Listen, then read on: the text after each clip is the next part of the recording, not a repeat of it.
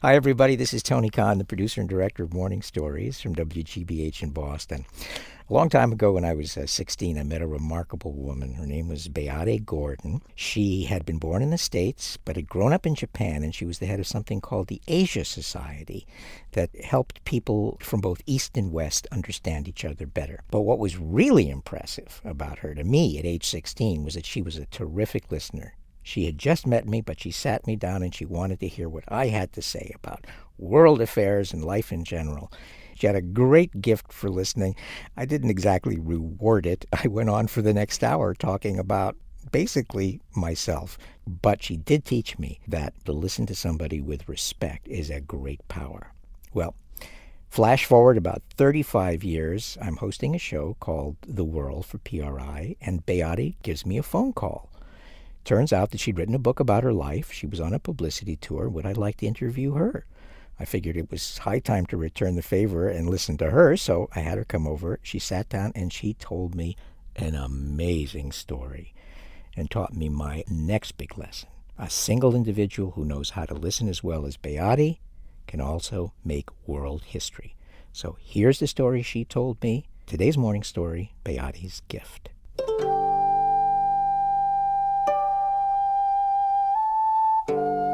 When the war broke out, she'd been in the States finishing her schooling. As one of only 60 Caucasians in the country who spoke Japanese, she was assigned to translate Japanese broadcasts for the War Department.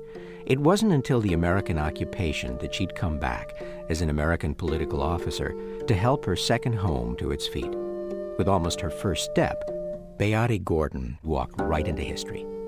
It was just a fluke. I was at the right place at the right time. I was 22 years old. I had lived in Japan from the age of 5 to 15. Otherwise, I really had no qualifications. Well, one day, General Whitney came into our office at 10 o'clock in the morning. He said, "You are now a constituent assembly, and by order of General MacArthur, you will write the new Japanese Constitution. And it must be written in 1 week." Good heavens. What thoughts went through your mind? We didn't have time to think about anything except how to get this done. Colonel Cadiz, who was his deputy, immediately divided us into groups.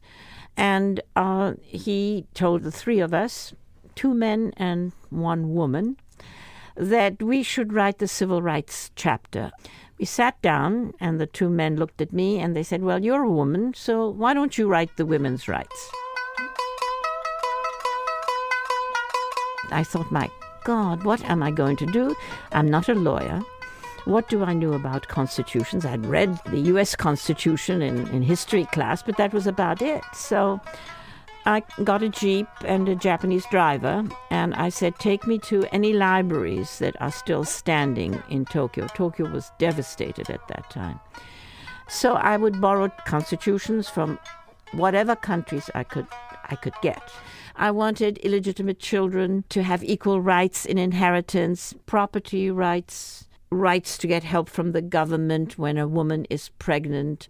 I incorporated all of those in my draft. I really wanted to make it as broad as possible because I had no faith in the people who would interpret the Constitution. I thought they will never, never interpret the Constitution in a liberal way.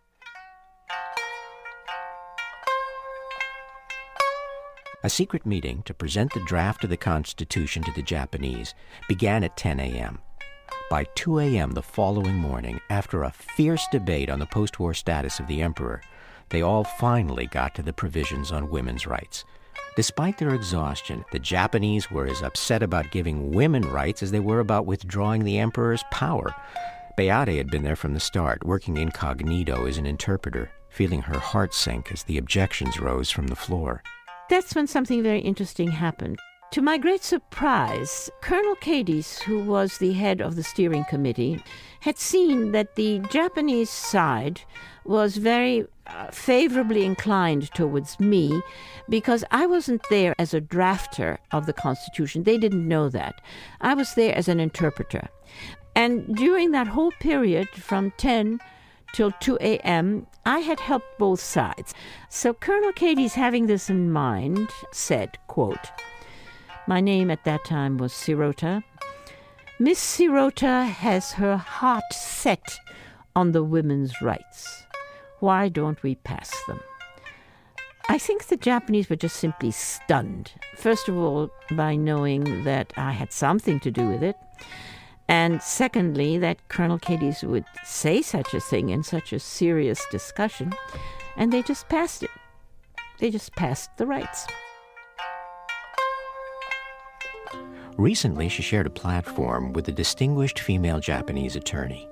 I said, Miss Doi, I feel embarrassed to be talking on the same platform with you because you are a constitutional lawyer and I was an amateur. And she said, that's what was so good about it. As an amateur, you wrote a draft from the heart. If history is like a pyramid with a powerful few at the top and the huddled masses far below, then rare individuals like Beatte, it seems to me, with a clear mind, good timing, and a committed heart, serve a very special role, opening every once in a while like windows to let some light shine in.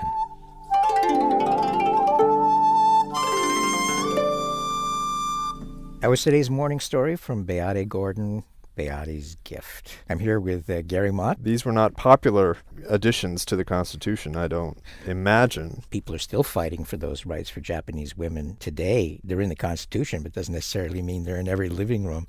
History isn't made just by the generals and politicians. It's made by the educated amateurs and the people with vision and a passion. The citizen journalists, the bloggers, the podcasters. All right, I'm at the grocery store, and I'm standing in line, and there's Reader's Digest. And One of my favorite podcasts is a podcast called Croncast, done by a most unusual couple, Chris and Betsy Smith. And they're a couple who are working their way up toward the middle class, just on the outskirts of Chicago. And the raw material, and sometimes it's raw, but it's always funny, is their lives. Well, you're going to be 31 soon, so I know. these things are going to start happening. You're going to come home and say, guess what I read in Reader's Digest today?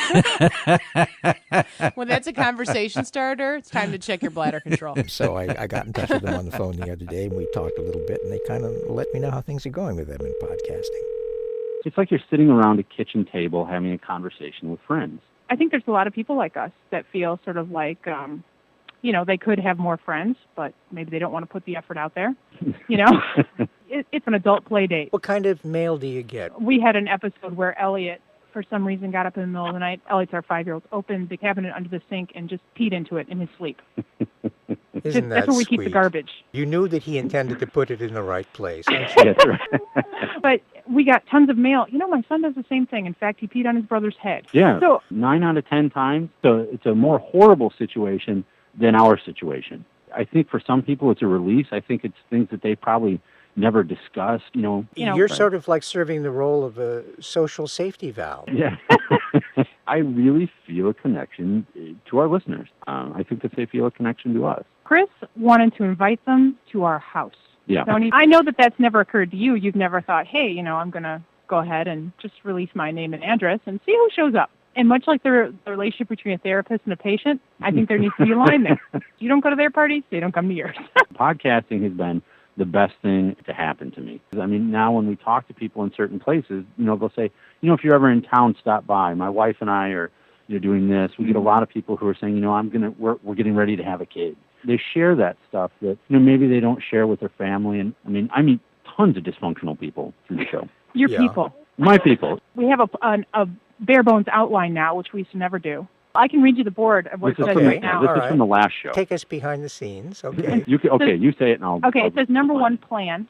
That was my saying that George Bush and the new administration should step up and create a plan for evacuees from the last hurricane, much like the WPA, start developing communities and businesses, and they could redeem themselves in my eyes. Right. Number two is out of control first birthday parties. Right. This is a suburban phenomenon. You feel like you have to spend $3,000 and hire a band.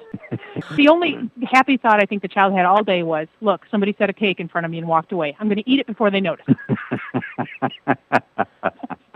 Is your marriage doing as well as your podcast? Are they one and the same? Oh, boy. Well, initially, I think it was hard on the marriage. It became Chris's obsession. Yeah. But that's the way that we function as a couple. Chris gets an idea. If it was Chris's way, he'd have a built-out space in a warehouse somewhere with a recording studio, and we'd be $400,000 in debt. And it's my job to rein him in, and so that has come true with podcasting like it does with a lot of things. We were talking about a way that we could be more marketable. My mother's like, oh, you could have Huggies, Huggies could support you, some parenting thing,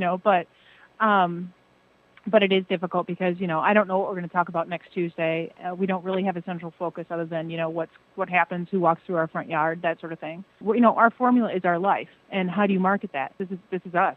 Gary, you listen to Chroncast too, don't you? I wish the dialogue in my own home was as witty and the repartee as cutting as that was. They do kind of model a healthy relationship, don't they? You never know what you're going to learn from things like this, but certainly having the example of people who kind of mix it up and yet still love each other and can talk about it and laugh about it, I think is very healthy. Anybody writing to us about the urinary tract of their children? Not yet. Our email is of a different flavor. We heard from Robert from Missouri. I have been subscribed to your podcast for several weeks now and look forward to every update. The material you present is interesting, insightful. Thank you both and your sponsor for taking the time, effort, and resources in making these available. That's Ipswitch Software, a leader in file transfer software. And that email, we love it. morningstories@wgbh.org. With or without email, be sure to check in next Friday for another episode of Morning Stories. We'll see you then.